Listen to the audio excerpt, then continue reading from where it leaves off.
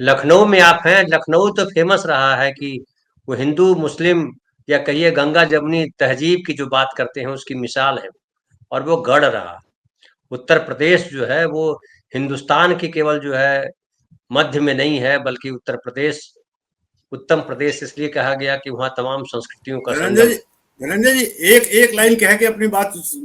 जो मुजफ्फरनगर का जो नक्शा है ना, जो ज्योग्राफिक स्थिति है, जो गंगा जमुनी तहजीब की आपने बात की है, हमारे एक तरफ गंगा है और एक तरफ जमुना है।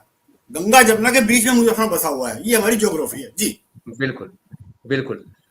लेकिन गंगा जमुना हो या कोई और नदी हो, हमने उसको हिंदू मुसलमान में बांट लिया है, लेकिन नदी जो है वो हिंदू मुसलमान नहीं है, पानी हिंदू मुसलमान नहीं है। सुरेंद्र भाई साहब जो बता रहे हैं भारत भाई, उसमें तो लग रहा है कि जो है जो बीजेपी ने जो शोर मचाया था और बीजेपी ने जिस तरह से पूरे देश का माहौल बनाया है, वो माहौल जो है वो अब उनके खिलाफ जाने लगा है और लोगों को ऊब होने लगी है। हालांकि हमारे एक साथी कह रहे हैं, बरसाती लाल वर्मा जी, वो कह रहे हैं कि आधे जाट जन आक्रोश रैली में और आधे पगड़ी सम्मान रैली में बांटो और राज करो। क्या आपको लग रहा है कि बांटो और राज करो इससे पब्लिक अवेयर नहीं हो पाई है और बीजेपी जो कर रही है, अभी भी बीजेपी के प्रति वही लोगों में है कि नहीं बीजेपी चाहिए, या जिस तरह से मोदी जी कर रहे हैं उसी तरह से सही जा रहा है? क्या ऐसा माना जाए? चूंकि अभी नैनीताल से घटना मैं देख रहा था, वहां जो सब इंस्पेक्टर था मुस्लिम, उसको थाने में घुस करके पुलिस वालों के सामने कुछ दंगाइयों ने पीटा। तो इसको क्या कहा जाए, कैसे देखते हैं आप? देखिए, आप कह रहे हैं कि क्या जनता को समझ में आ रहा है? मुझे लगता है जनता को समझ में नहीं आ रहा है। जनता इस उन्माद को एंजॉय कर रही है, और ये एंजॉयमेंट इस लेवल पर है कि उसके जरिए हम कहाँ पहुंचेंगे कुछ पता नहीं, और सब अपने अपने काम में लग गए। असली घटना क्या थी? पहलगाम में हमारे 26 टूरिस्टों की बेरहमी से हत्या कर दी।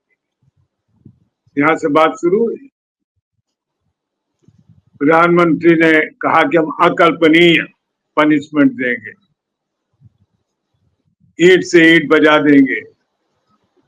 अब ईंट से ईंट तो बच नहीं पाए, लेकिन गाल तो बजा ही रहे। अब तुलसीदास जी कह गए कि पंडित वही जो गाल बजावा। इस कलयुग में तो जो जितना बढ़िया गाल बजा लेता वही उतना बड़ा विद्वान है, और हर आदमी लगा अपने काम में। राहुल गांधी कह रहे हैं मेरे वजह से ये जाति जनगणना की बात आ गई, करेंगे। अखिलेश कह रहे हमने पीडीए का फार्मूला चलाया, उसके दबाव में आकर के जातिवादी जातिगत जनगणना की बात कह रहे हैं। इवन और तो और मायावती तक के कह रहे हैं कि हमारे दबाव में, जो खुद कई वर्षों से दबाव में चल रही हैं, वो भी कह रहे हैं कि उनके दबाव में ये जाति जनगणना की बात कही गई। पर सच्चाई क्या है?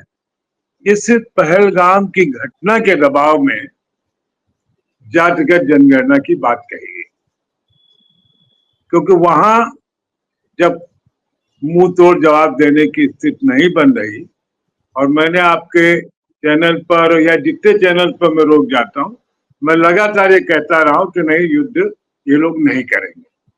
अगर कुछ थोड़ा बहुत सर्जिकल स्ट्राइक वगैरह कर दें तो सौभाग्य समझिए इस देश का।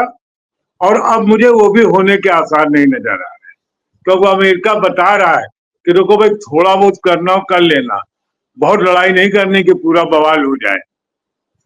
तो इसीलिए वो लड़ाई को दूसरी जगह बांट दिया गया।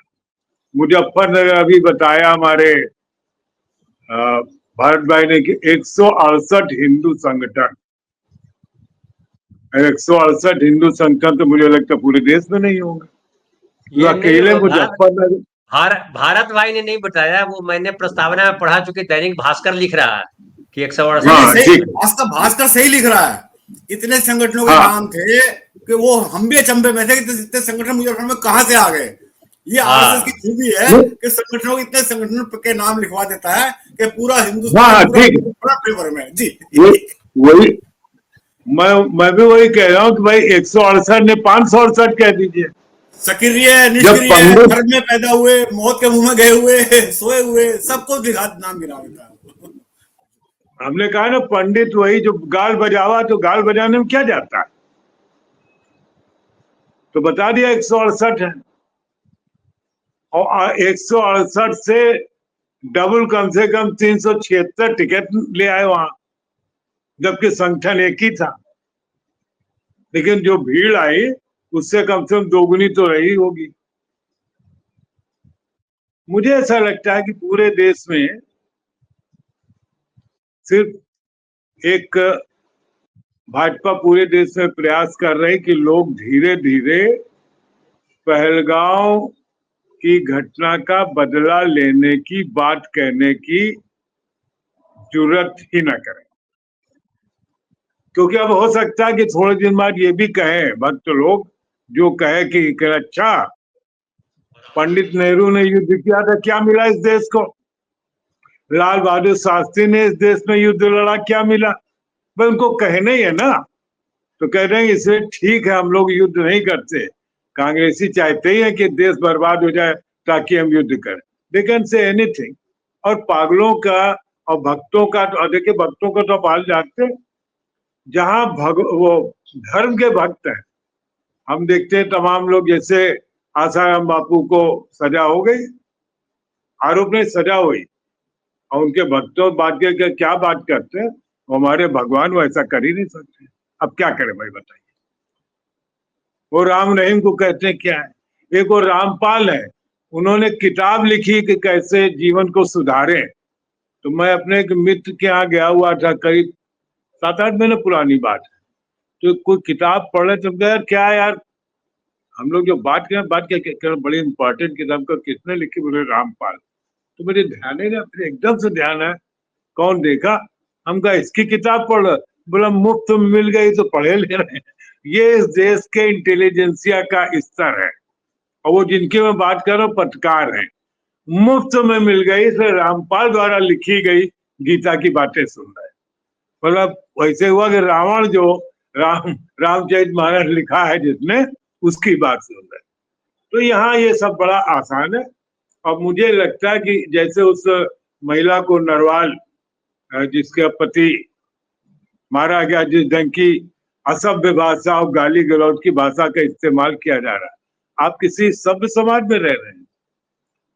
इसीलिए मैं कह रहा हूं कि ये एक पूरा ये नैरेटिव बना देंगे कि थोड़े दिन बाद जो भी कहेगा कि पहलगांव का बदला नहीं लिया गया, उसको पीट देंगे, और नहीं पीटेंगे तो ट्रोल कर देंगे कि देखिए ये आ गए देश को डुबाने वाले, बड़ी मुश्किल से मोदी जी आगे ले जा पा रहे हैं, अब ये कह रहे हैं पहलवान का बदला, तो क्या हो गया, 26 लोग मर गए।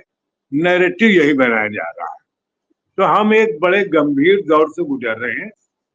और इस जातिगत जनगणना में, अब देखिए जनगणना का भी कहीं पता नहीं है, ये भी नहीं बताया कब से लागू करेंगे, क्या करेंगे, उसका एक पूरा प्रोसेस है। उसके लिए एक जनगणना निदेशालय बनता है, जो बंद हो गया पहले था, उसमें लाखों लोग एम्प्लॉय होंगे जिनकी ट्रेनिंग होगी कि कैसे क्या करना है।